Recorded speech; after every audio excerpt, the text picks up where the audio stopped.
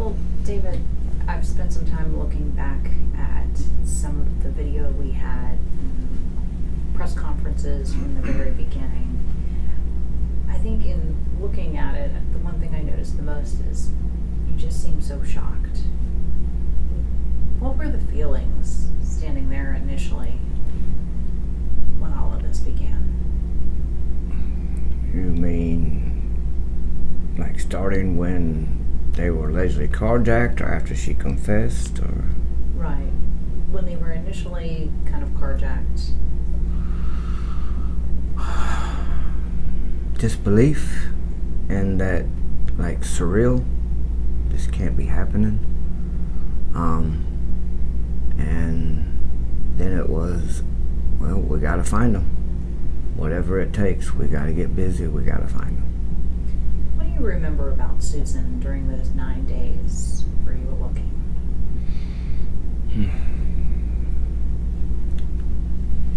Well, I had heard things like she was failing all these polygraph tests, but I would tell her not to worry about it. You're just upset. Look what just happened to you. I was trying to, like, coach her through how to pass a polygraph. I was telling her, like, I was giving her ideas like, think of a meadow on a summer day, things like that to help pass. And she was also more worried about how she was appearing in public, and like, did she look? I remember her asking me, do people think she's lying? How can people think she had anything to do with it? She had asked me about Tom Finley coming to see her during those 9 days, and I told her I didn't care. That didn't bother me a bit. I wanted to find Michael and Alex. You were separated at the time, Yes, right? correct. Walk me back. How did you and Susan meet? We met at the grocery store we both worked. She was a cashier and I was a stalker. And the relationship began from there. Yeah, we just fell for each other, started dating, and one thing led to another. Did authorities ever say to you that they doubted this story Susan was giving? No, they never told me that. I was hearing rumors of that, but they never told me that at all, that they didn't believe her. And it was frustrating too during that time, because I was, I believed her 100%. 100%. And I felt like they were wasting time dealing with her and these polygraph failures, and I wanted every law enforcement, all the manpower looking for Michael and Alex. And I just felt like at that time they were wasting time with worrying about her. That's more officers that could have, be out there looking, more boots on the ground. What can you tell me about Michael and Alex? Unfortunately, I don't have a lot of memory still of Michael and Alex. I did seek professional help in the years following, and each one of the doctors, psychiatrists told me that those memories would come back, that it was just my body's self-defense looking out for itself, that the memories would be too faint, painful, and that they would eventually gradually come back, but not many have. Like, I can remember Michael used to love to ride on the lawnmower with me cutting grass, and he would always fall asleep every time. I have, like, snapshots of giving them baths, playtime in the bathtub. I have snapshots of maybe them walking to the car maybe at a shopping center. I can't even remember the shopping center. I just can remember I can see them walking alongside me. So it's very scarce, and that makes me sad because I don't have many memories of them. No, they haven't come back yet. To lose them like you did, how did you feel in the days following Susan's confession?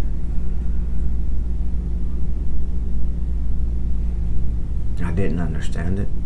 I couldn't comprehend it. There was no way that she had done that. That's what I was feeling. I was hearing it, but I couldn't get my brain to process that thought.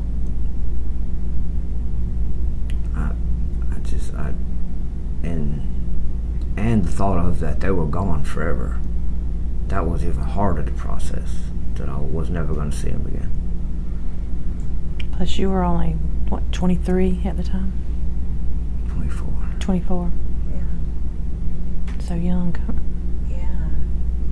30 years later, do you feel like you have ever received the truth about why this happened? No. I mean, only Susan knows the actual reason why she did it. The prosecution and myself, we had our opinions of why she did what she did. And I did ask her. The one time I did speak with her, which was about a month after she was arrested.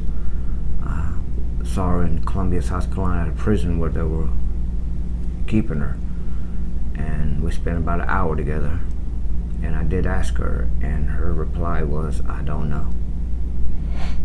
Didn't elaborate, didn't go any more than that. She just said, "I don't know." Why do you think then that she would do something so horrific? A couple of reasons. Her family was kind of well-to-do in Union. I don't think she wanted to, or she couldn't give Michael and Alex up because that would make her look bad in the county, in the town. I think she did it to be with her wealthy boyfriend. He could, I guess, give her the lifestyle that she wanted. So there's a couple reasons why I think she did it. Can you forgive Susan for doing something like this? I have. It didn't come easy, but I was raised to forgive. So that was one of the reasons why I forgave her.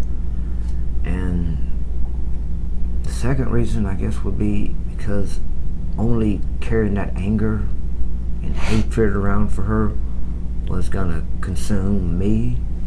It was gonna hold me back from moving forward with my life. So that was another reason why I forgave her. You mentioned speaking to her at that prison in Columbia. Was that the last time you talked to her, or has she ever reached out? That was the one and only time that I've spoken with her, and I've had no communication with her since that day. Have attorneys reached out on her behalf or anything like that, especially leading up to this parole hearing?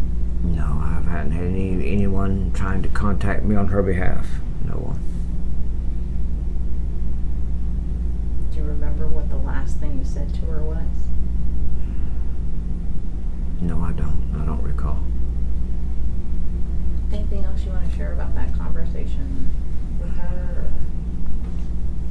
Well, I mean, we talked about Michael and Alex. We both cried.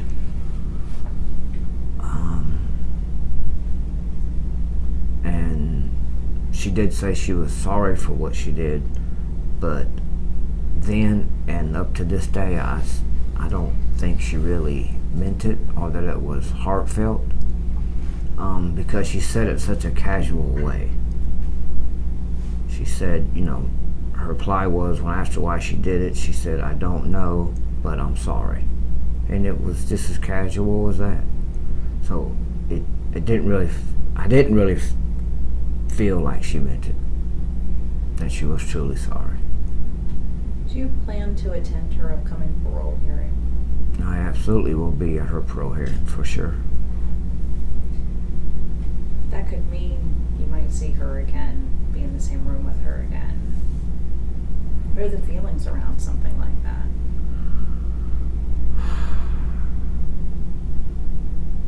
It scares me because I don't want to see her. It makes me nervous and just dreading the whole possibility of seeing her again. I'm dreading all of it. Is there something that you would want to say to her now?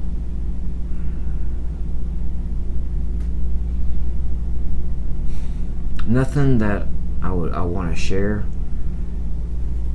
and that's partly because I still feel that anything I was to say to her, she don't care.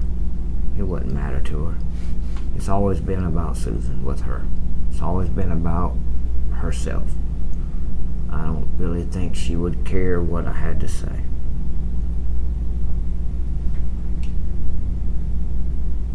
Have you thought about what you might say to the parole board? Somewhat. I don't know if I'm going to put pen to paper and write something out, or if I'm just going to speak from the heart when I get my chance.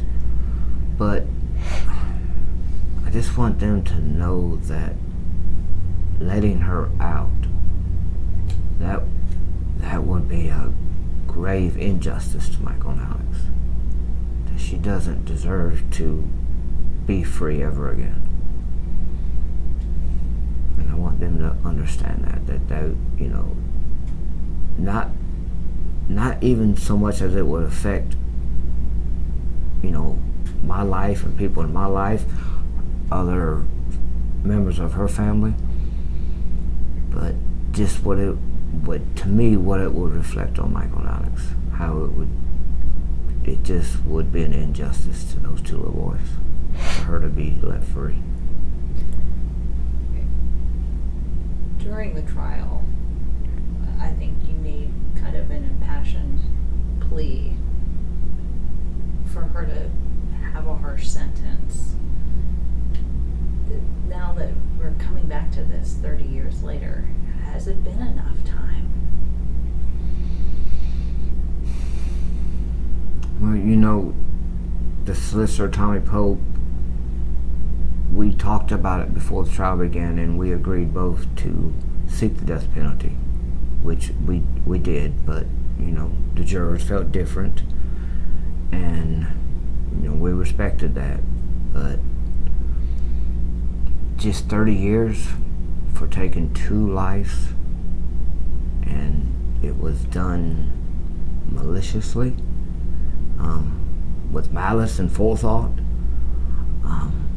No, 30 years is not near enough for what she did. I mean, Michael would be what, 33, 34? 34.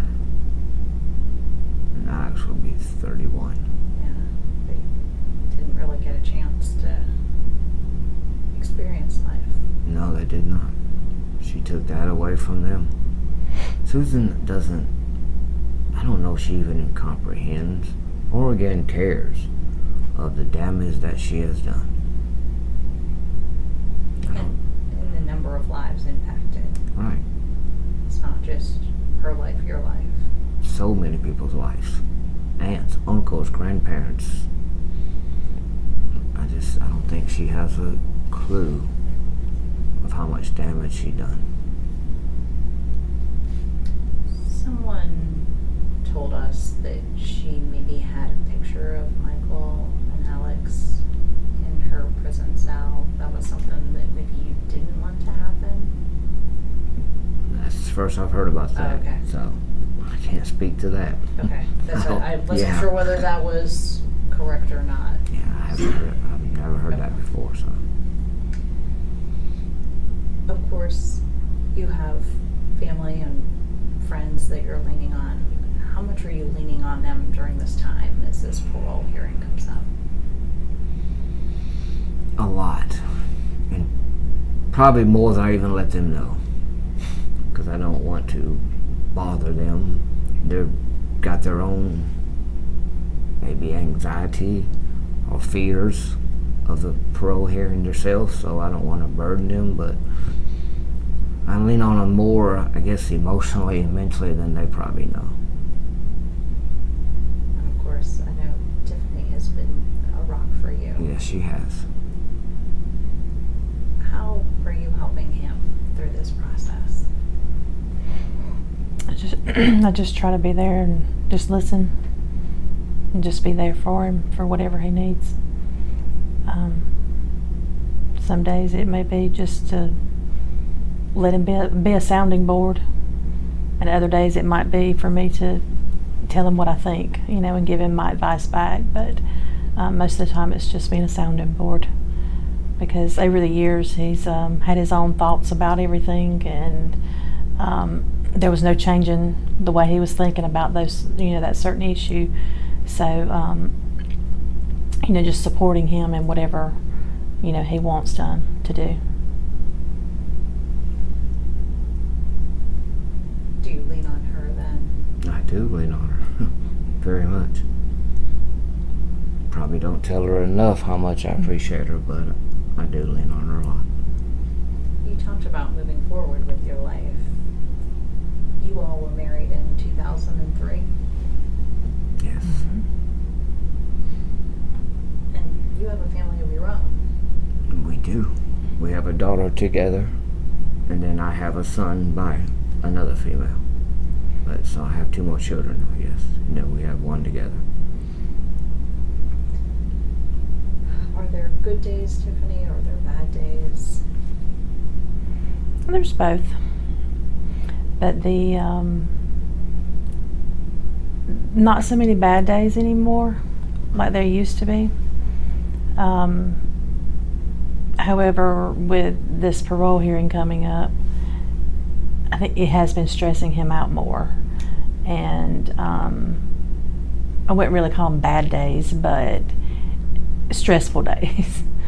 But he has gotten over the dark years, and where all he wanted to do was sleep and just lay around in bed. He's gotten past that, but now he just just get past this milestone. And This is tough.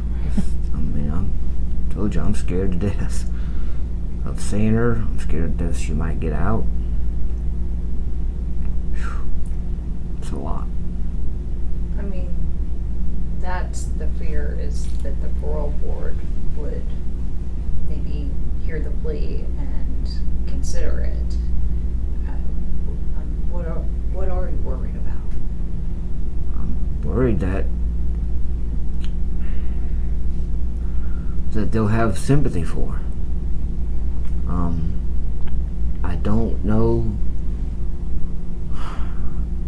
exactly how the parole board works, because this will be the first time. Meaning, I don't know if it's a majority rules or if it has to be unanimous for her to get paroled. But if it has to be just a majority rules, that really scares me. Because then it'll only take a couple to have sympathy for her and to think that 30 years is enough. And I'm terrified that she could possibly get out. A lot of family, a lot of friends say it won't happen, especially not the first time, and I think that too, but it's still a possibility. It still could happen. Yeah. You said you're not sure whether it'll be a written statement, whether it's something you'll stand and say that's from your heart. But what can you maybe do to impress upon the parole board that 30 years is not enough time? I don't know. I guess I haven't thought that far yet. But I think, and I think that's why I'm leaning more towards just speaking from the heart, than having something written down and having to look down and read it and then make eye contact going back and forth. I want to look at them. I want to look them in their eyes the whole time I'm speaking to them, and hopefully that will make an impact. I think as we spoke with the Union County Sheriff, who could potentially be asked his opinion, talking to Tommy Pope, the prosecutor who handled the case, and some others, everybody says their recommendation is that she not receive parole, based a little bit on some of her behavior as it relates to her time in prison. Have you followed any of that at all? And what are your thoughts? I haven't tried to keep up with Susan while she's been in prison, but when something would happen and it would make, breaking news, I know about things she's done in prison, with affairs with the guards and drug use, but have I tried to keep up with what she's doing in prison? No. I've tried to forget her, and I think I was doing a pretty good job up until this year. Is this year harder because of the parole hearing and because it's another one of those milestone anniversaries? 30 years, it seems like a long time, but I think it's more the parole hearing that's causing me concern and worry, and then knowing that I'm going to have to go back every so often and go through it again. That's right. Depending upon what the parole board decides, this could be an every year type of thing. Right. This could be an every 5-year type of thing. Exactly. To have to keep making an argument, how tough is that going to be? I don't know. I haven't got that far yet, but if it's anything like the first one, it's going to be some long years ahead. Because every time she comes up, I'm going to be scared to death. This is going to be the one that she might get out. Yeah, just for your family, Tiffany. What are your thoughts? It has been very weighing heavily on me as well. Of course, we knew each other at the time that everything happened. So I've been with him since the beginning. I've seen everything, every heartbreak he's went through. I've seen all the tears, all the pain, Depression. I've seen it all. And to know that she's what has caused all of that. It's just, there's no way to describe how I feel. It's just very frustrating to think that she could possibly get out. Makes me, angry when I think about her getting out. Because like he said, she's 30 years for 2 lives is nowhere near long enough. And of course, when she was given her life sentence, the jury wasn't allowed to be told that life meant she could get parole after 30 years. 30 years to life, right. They just thought, she's going in for life, which is what I thought at the beginning too. So, A lot of people have thought that. I've had people approach me in the last few months, saying, I saw something about your ex-wife coming up pro. I thought she went to prison for the rest of her life. I said, well, she got life, but it wasn't true life. So, yeah. Right, and like you mentioned, the jury couldn't be told that. right. That must have been a frustrating part of the whole process. It bothered me some, but I think it bothered Tommy Pope the most. And I think the world of that man. I think the world of Tommy Pope. Have you created a tight bond having been through this together? Yes, we have. We're good friends. He, in that conversation I was talking about before the trial, he was under a lot of pressure from like the city council and other officials of the county not to seek the death penalty because they were worried about how much it was going to cost the county to seek it. That's what they were worried about. And I told Tommy, I said, Tommy, you can't let that be the deciding factor. She deserves the death penalty for what she did. And I told him, I can't pursue that. You're the prosecutor. You have to do that. And he told me after that conversation is what helped him to decide what to do. He realized that, it couldn't be about what it was going to cost the county and how much it was going to cost the county to seek the death penalty. It had to be about the lives impacted. Yeah, absolutely had to be about the lives impacted and who lost their lives.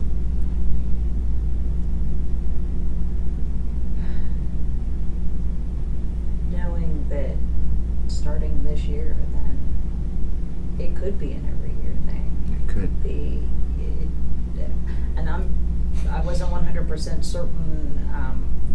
Having talked to people, I guess it's up to the parole board to decide how often they'll come back to it.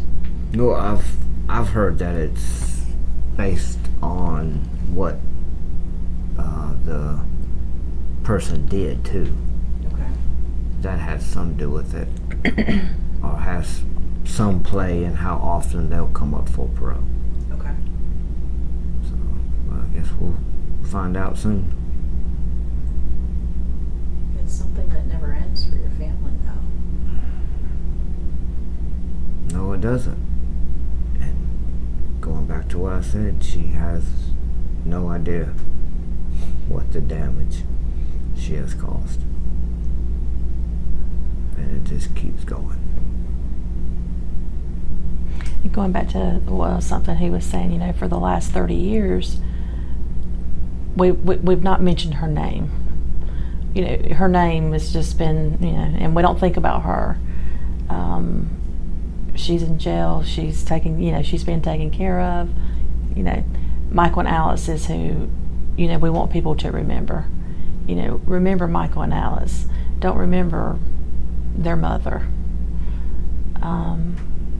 But yet this year, like he was saying, has brought back her more to, our forefront. So we've had to think more about her and say her name more. So yeah, it has made it hard. How can people remember Michael and Alex? Just that they weren't just pictures that they saw on TV. These were two little living, fun-loving little boys that had their own personalities, that had their own character traits. And I want people to, when they think of Michael and Alex, to smile, not think about so much what happened to them. I know they're intertwined, but I would like for people, when they think about them, to put a little smile on their face.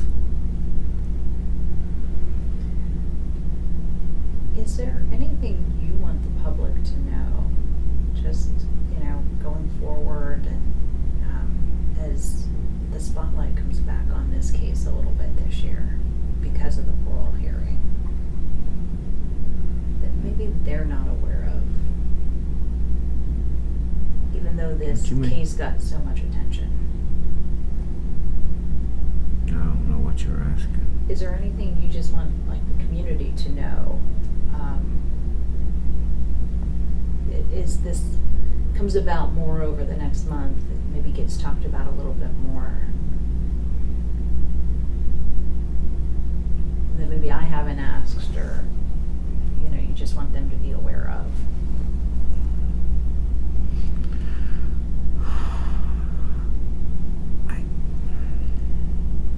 I don't know how to exactly answer that, because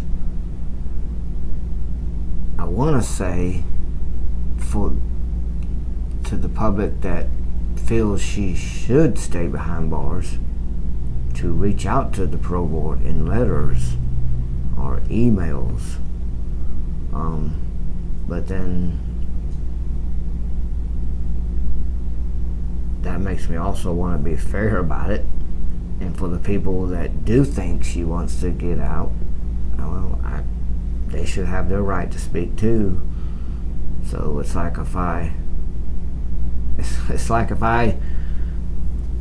tell them, people who think she's been in or hasn't been long enough, tell them to speak out, then I open up the can of worms for the other side too. So I'm kind of stuck on that one. Yeah. Because I'm not going to tell the ones who think she's done her time. She should be let out, not to speak their opinion about it, because that's not fair to them. It's kind of a catch-22. A little conflicted. Conflicted. Mhm. Because, you obviously feel the way you do for a reason. And a lot of people would say, maybe you don't need to feel so much compassion for the other side. It's not compassion. It's being fair. They have the right to, voice their opinions, the same as the other side. So it's just being fair. It's not about compassion. At least not for me. Anything you guys can think of? I think that was a lot of what I had. This might be weird. I'm going to ask a couple questions. If you don't mind just responding to Jen. Do you remember, you guys were pretty young. Do you remember when you found out you were going to have your first child, how you felt? Take that one.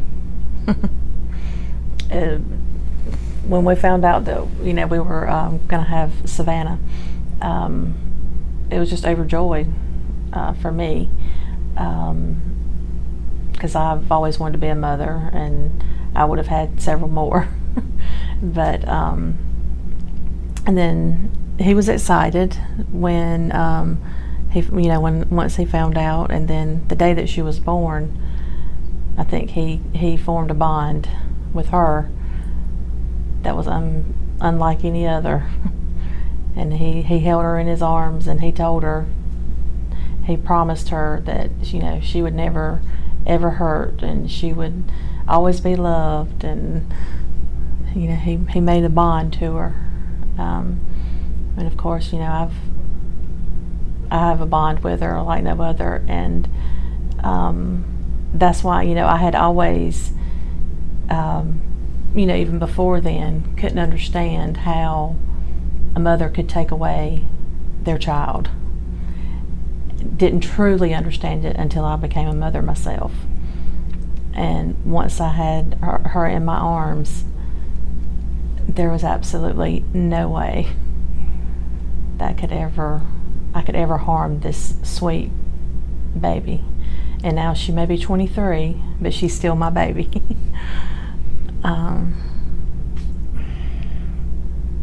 I was,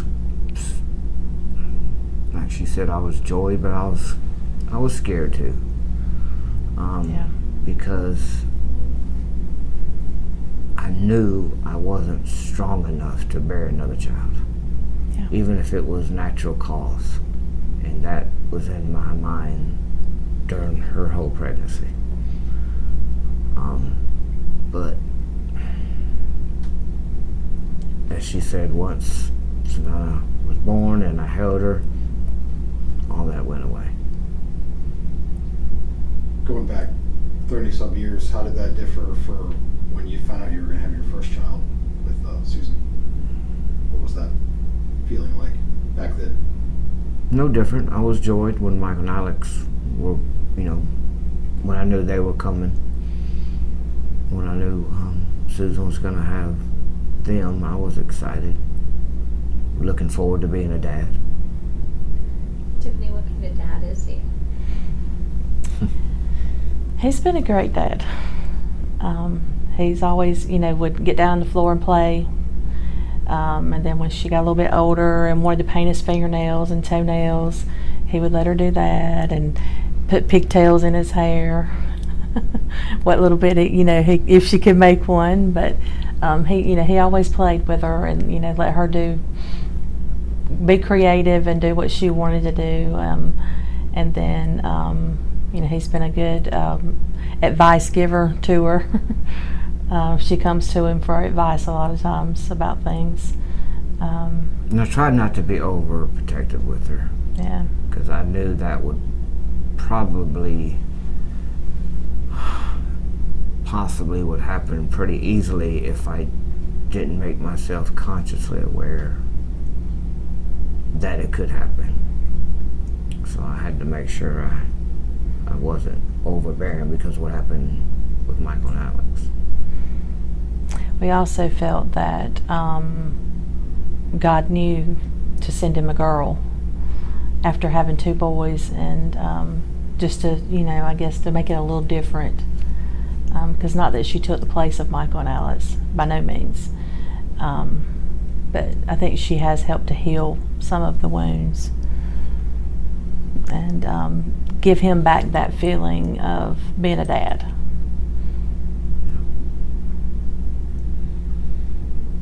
Was it you said it was a role you were excited for. I imagine, I don't have kids of my own, but, anytime you become a parent, there's always probably, There's always fear. yeah. Even now, like I said, with her being older, I still worry about her every night before I go to bed. It's still, is she okay? Did she make it home okay tonight? Because she's moved out and got her apartment of her own now. So, just you always worry about them no matter what. So I think the fear, or I guess that would be the one difference between the two sets of children. With Michael and Alex, I didn't worry that I was going to lose them. That fear wasn't there. But then after I lost them and was going to have more children, that fear did come up, and I did have to make peace with it. So that is one difference between the two sets of children, was worrying that I would have to bury another one. Do you remember where you were at, or kind of the day that you found out that Susan was responsible for their deaths? Yeah, I was at her parents' home. How did you process that information? I mean, I can't imagine. I heard about it, her confession on TV. Sheriff Howard Wells didn't even let me know first. Not even phone call or anything. I started hearing all these reports on TV that she had been arrested, she had confessed. So I was beside myself trying to figure out what they were talking about. But I found out, that what had happened to him, like the rest of the world found out. Kind of speaking of that, I mean, obviously that's a very traumatic experience, but then you when you get to the trial and everything like that, it was such a media circus, for lack of a better term. What was that like for you to navigate those waters on top of obviously the tragic events you were coping with at the time? Well, up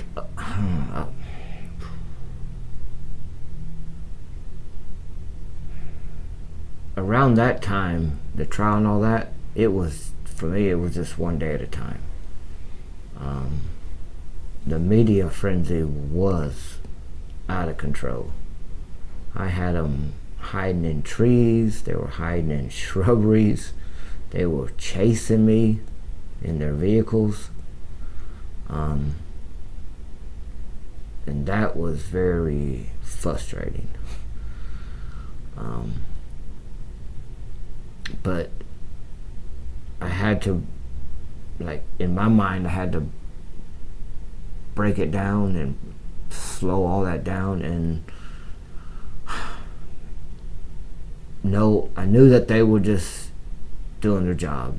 Some were beyond intrusive, but most of them were respectful. They were just, doing their job. But so I had to slow it down and put it in its own place so I could focus on the trial, and because that was my main goal when the media was really bad. So I had to just process it and shuffle things around in my mind and deal with the priority, or things that had the most priority at that time. And some of that was just, guys, some of that was just staying alive. It was dark. When that was all over with, you mentioned, almost forcing yourself into a headspace to deal with the task at hand, and then dealing with some of the extracurricular challenges the media came at you with and stuff. When it was all said and done and the trial was over and the media sort of makes its way out of Union to the next thing, what was it like for you when things kind of quieted down after all of that? I mean, I can't imagine. Was it almost worse after the fact, when there weren't so many things going on? No, I look forward to it. No, I was ready for them to go away. I was ready for the tension to go away. But also had the issue, not only after the media went away, you couldn't go anywhere without people recognizing him, because wherever we went, somebody recognized him. And They still do that. They still do. It's not as bad. But it's not as bad. But But it still immediately happens. after, it was, people were staring, they were whispering, they were, and so that just constantly made things at the forefront. So that was when we moved to Florida to try to get away from some of the attention and that helped for a little while, because people weren't expecting to see our faces in Florida as much. How long were you gone for? When did you move back? It's about 3 years, Well, about 2.5. 2.5 years. We're back in. 3 following the. From November the trial, 95 to 97, so yeah. That's what, has it been tougher to decide to stay in the area where so many people know about the case? No. You've got family here, right? I have a sister in Union. My family is all in Union, so. But Simpsonville. And Well, they're all over now, but. she has a big family. She has a really big family. I don't. I should have maybe asked a few more questions in the beginning about the two of you. And did you know each other in school, or Mm-mm. No. how did you all meet? Grocery store. At the grocery store. The grocery store is a good place to meet people. Yeah. It was at one time. Of course, Union is such a small town. There's not many places to go, and especially back then, there wasn't a whole lot going on. So. So you were around for all of this, right? What was that like for you? So as he said, they were separated, and we had started seeing each other. So I was in, I was in college at the time and working, and so I was having to continue my daily activities all the time, worried about, where's Michael and Alice, and then every car that passed me, looking at the car, looking to see if they were in it. And then I can still remember where I was. I was at work when the announcement came out on TV. I mean, she knew Michael and Alex. We Yeah. would take them out to eat. We'll go out to eat and they'd be with us. So, she knew them intimately. Yeah. You'd been around the boys then. Yeah, as well. a few times I had. So it was, it was heartbreaking to me as well. Even though they weren't my flesh and blood, I've always loved children, so they were already, in my heart. So it just made it hard to hear the news, and like I said, I believed her too. So And the trial was, I'm sorry, if I don't say it, I'll forget it. Like, trial. Unfortunately, she was asked to not attend the trial. Yeah. Because it could reflect on the jurors in Susan's favor.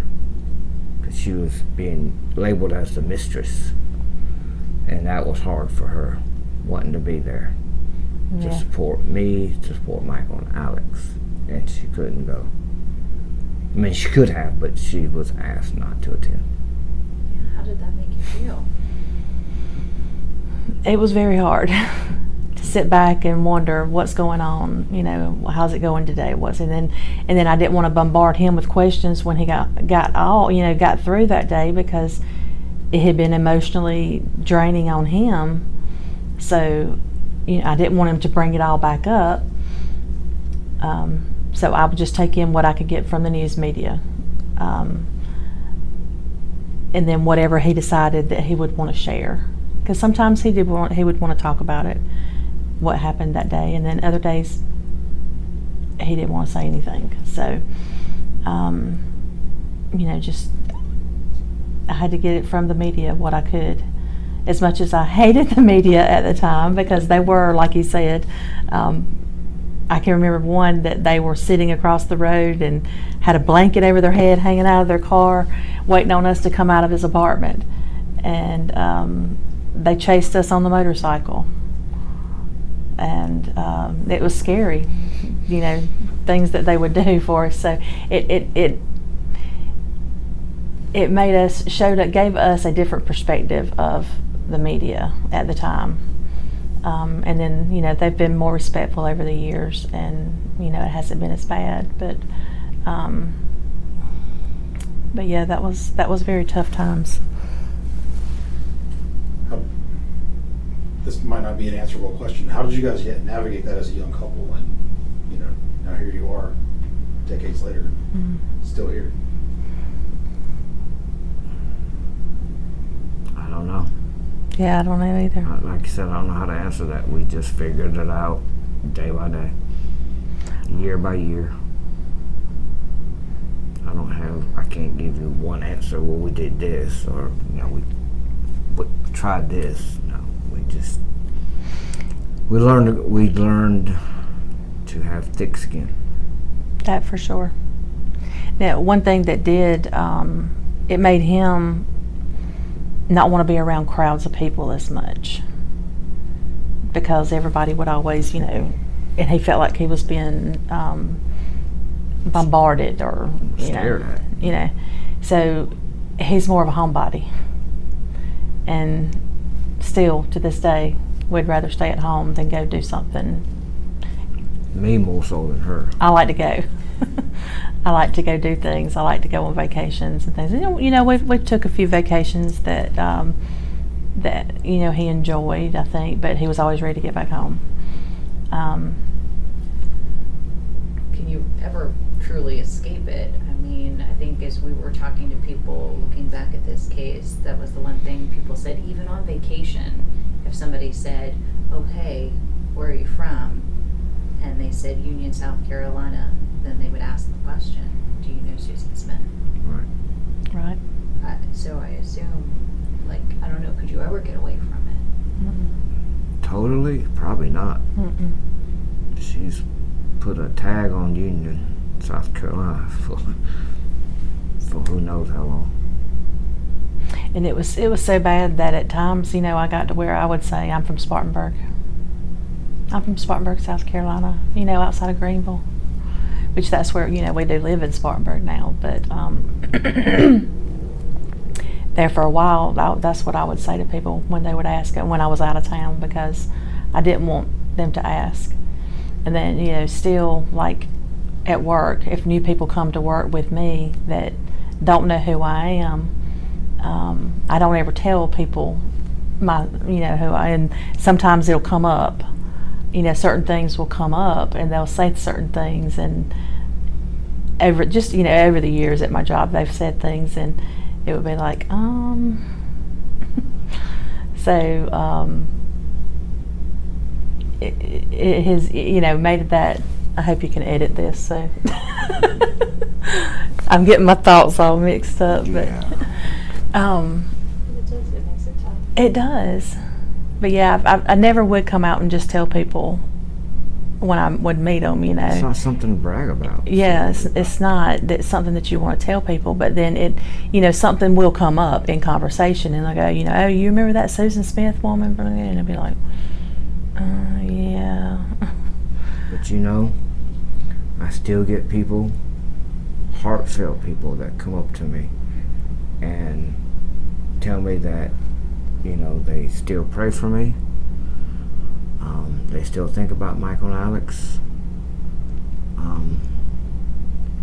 I had a older lady about 3 years ago tell me that she still had a picture of Michael and Alex on her refrigerator alongside her children and grandchildren. And it just made my heart smile. It made my eyes tear up. This woman's not even related, but she still had a picture out of the newspaper. She told me it was a black and white picture, but it was still on her refrigerator. At that time, been 27 years later, and that amazes me. Gotta make you feel good. It absolutely makes you feel good. It definitely does. Yeah. But I like hang on to those pieces versus some of the other I do. that you have to deal with. I do. I do hang on to them.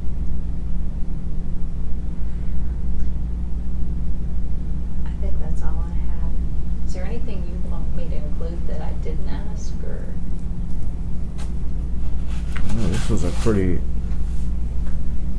Well, I in-depth appreciate- interview, yeah. And I appreciate the time and your willingness to talk about this. I imagine it's not easy, and I know you don't do a lot of these, just because I imagine it's hard to. Talk about. Yeah. And like I said, some of them in the beginning ruined it for you. Yeah. Well, some of those instances sound awful about what you had to deal with over the years. But one of the best tips I got came from a guy. He was with the National Enquirer.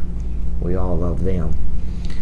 And he was harassing me, and I was yelling profanity at him and giving him the middle finger. And from a standoff distance, he said, "David, I'm probably not supposed to tell you this." He said, "But when you do things," and he said he was sorry that he was harassing me, but he said, "When you do things like that, you give us more stuff to write about." And